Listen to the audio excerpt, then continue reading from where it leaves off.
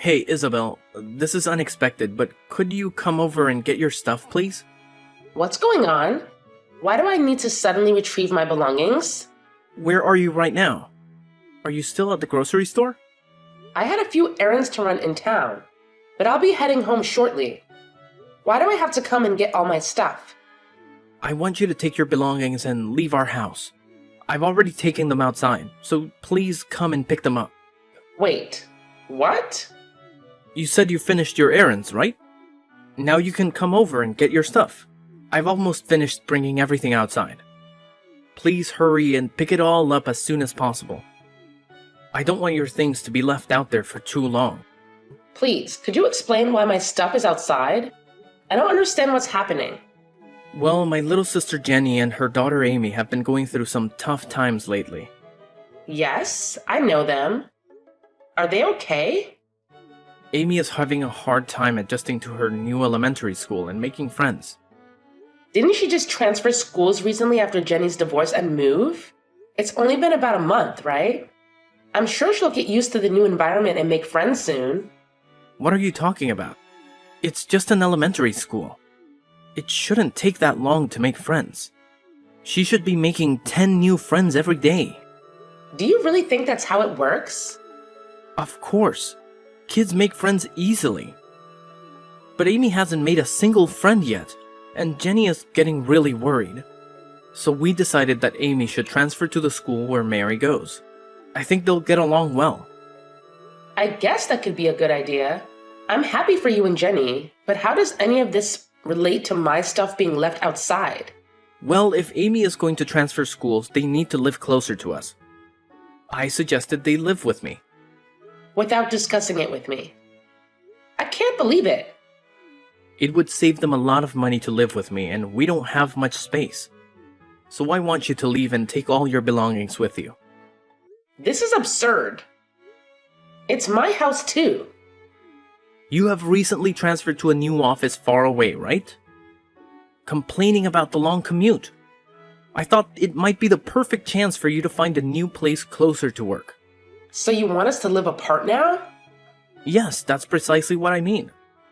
I suggest you start searching for a new place promptly. Also, if I were you, I'd hurry up and get your belongings. Leaving them outside for too long might attract thieves. This is incredibly thoughtless. Did you even discuss any of this with Mary? She should have a say in it too. No need to discuss it with Mary. I know she'll be overjoyed. Spending time with Amy will make them best friends. This is so insensitive. I never knew you could be so heartless. Whoa, calm down. Don't get so upset just because you can't live with me anymore. Wait, what? No matter how angry or upset you get, it's already been decided that you're leaving, and it can't be changed now.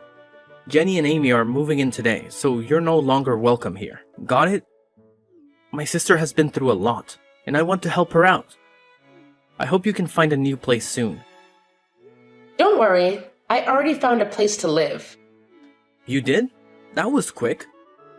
I received the keys yesterday and I plan to move my stuff tomorrow anyway.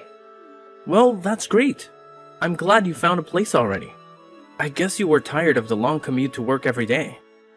I'm glad we're on the same page about this. What? You must be joking. Not sure what you mean, but I'm glad everything worked out. Now hurry up and come get your stuff. I don't want your belongings to be outside when Jenny and Amy arrive later today. Let me call my friend to help because I can't do it alone. We'll be there soon. Thank you so much for bringing all my belongings outside.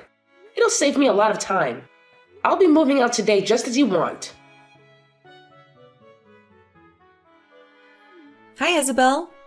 I want to express my apologies for the current situation. Thank you for your kindness. Both Amy and I appreciate that you're moving out so that we can have your room. No need to worry. I had plans to leave regardless of your moving in. Yes, I heard. Your job must be paying you well. Renting a place just for work is something I could never imagine doing. Actually, I'm not renting a new place because of work. I've made this decision because I feel it's time for a change. And I need some distance from you and Ethan. Oh?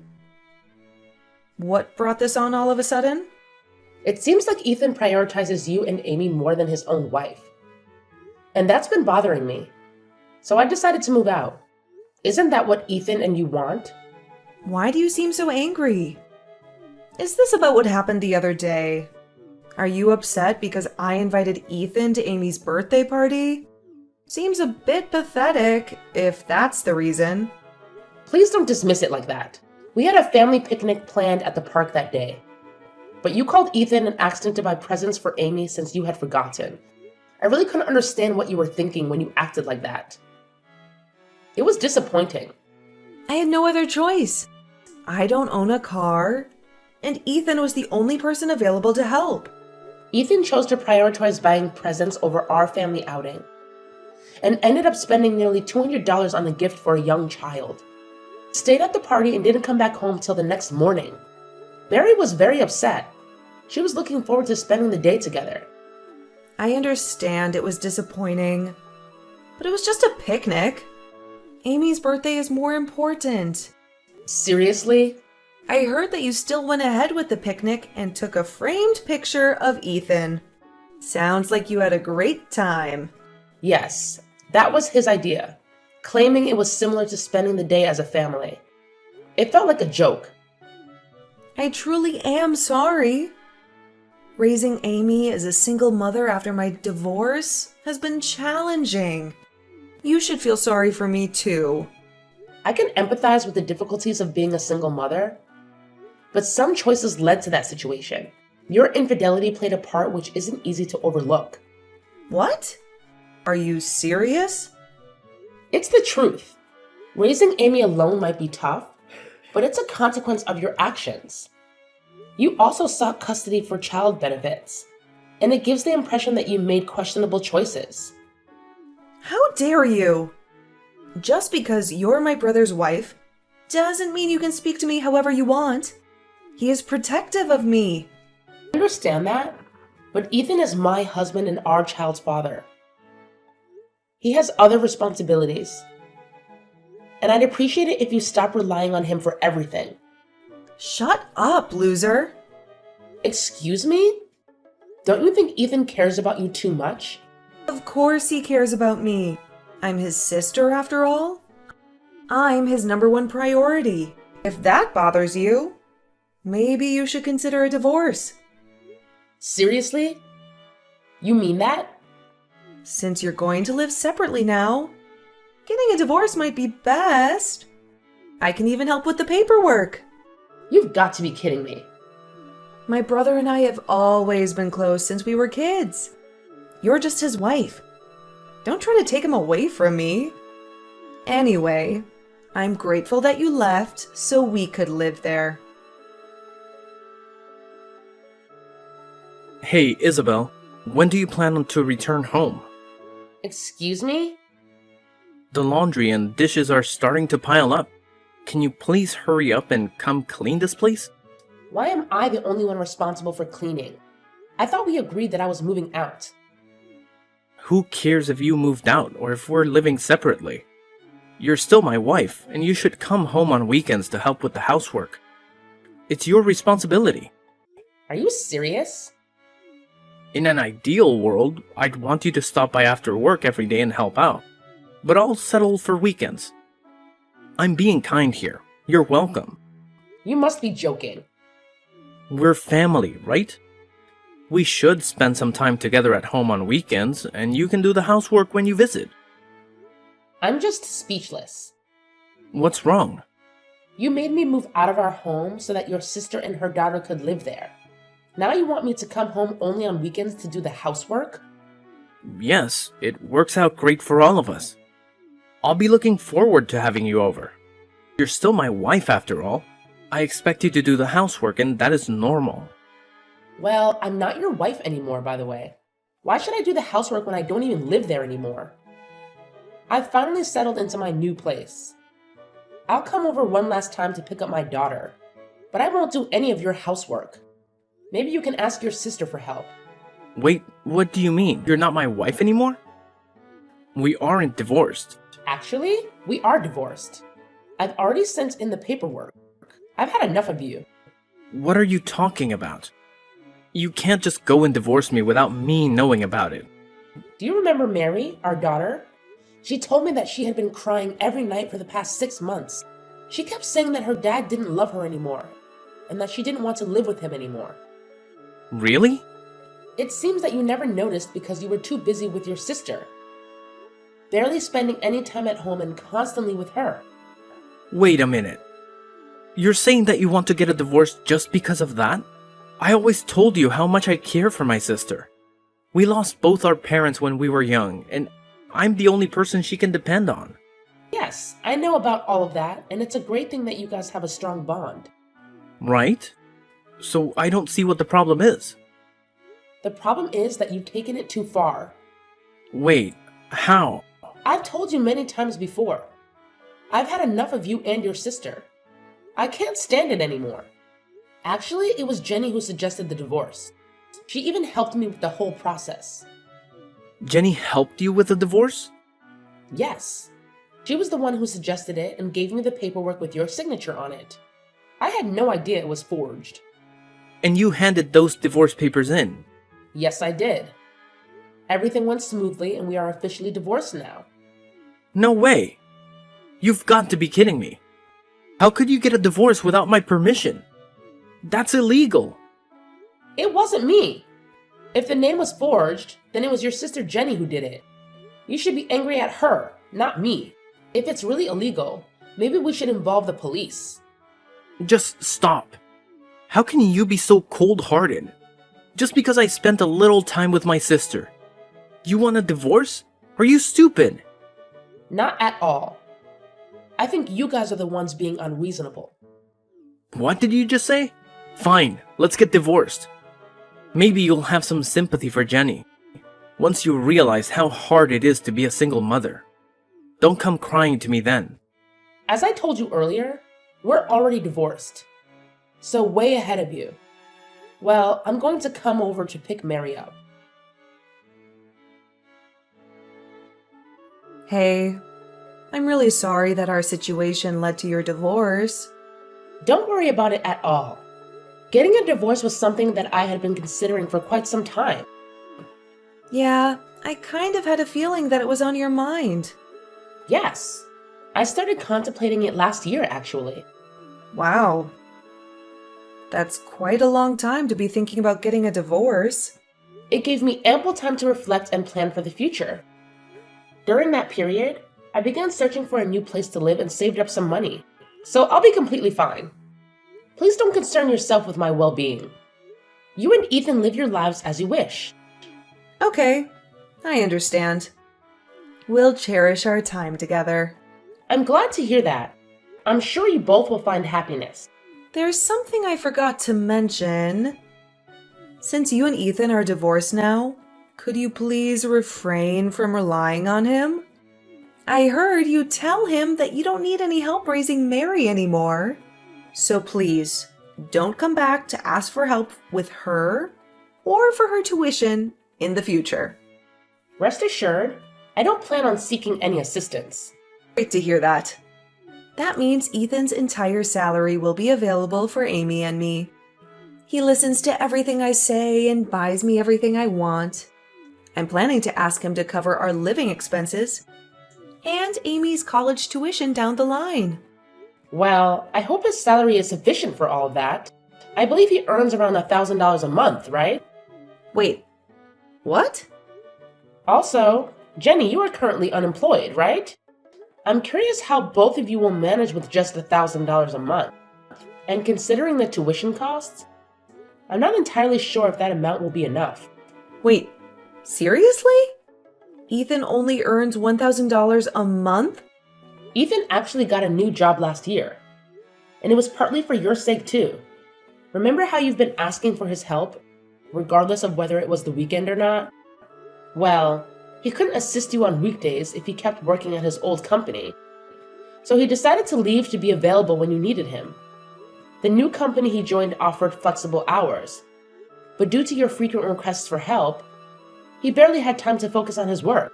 That's why his income has reduced to around $1,000 a month now. This is unbelievable.